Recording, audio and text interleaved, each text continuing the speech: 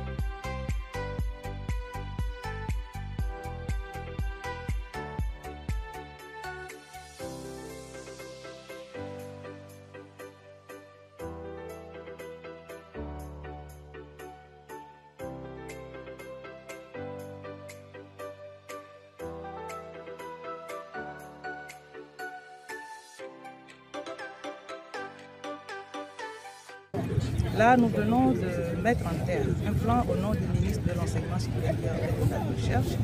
Et nous pouvons vous assurer que nous allons veiller à ce que chaque plan mis en terre aujourd'hui puisse être entretenu et puisse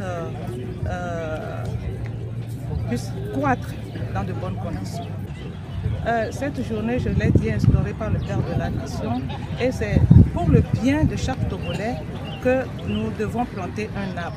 Donc je dirais que chaque Togolais doit tout faire pour mettre en terre un arbre.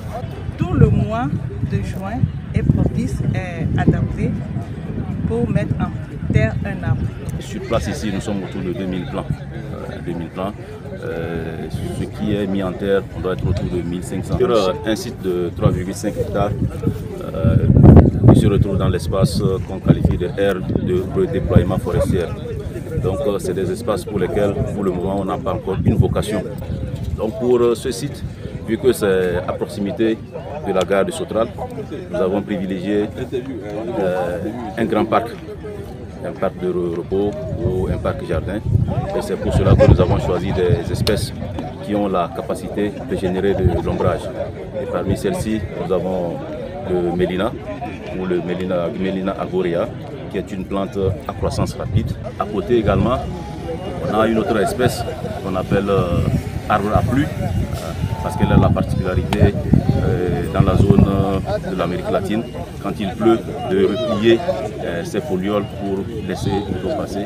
Mais dans notre contexte, c'est un arbre qui crée un grand houppier aéré, générant de l'ombre tout en facilitant le passage des rayons du soleil. Une dernière chose, on a adopté un schéma de culture de 5 sur 10. Donc entre les arbres, si vous regardez bien, vous verrez que entre deux plants, par endroit c'est 5 mètres, ailleurs c'est 10 mètres. Donc c'est juste pour permettre une clarté également lors des entretiens, des fauchages, pour éviter les piétinements. Et comme nous sommes dans un contexte urbain, il n'est pas aussi opportun d'avoir une forêt aussi dense comme on le souhaiterait dans les autres zones du pays.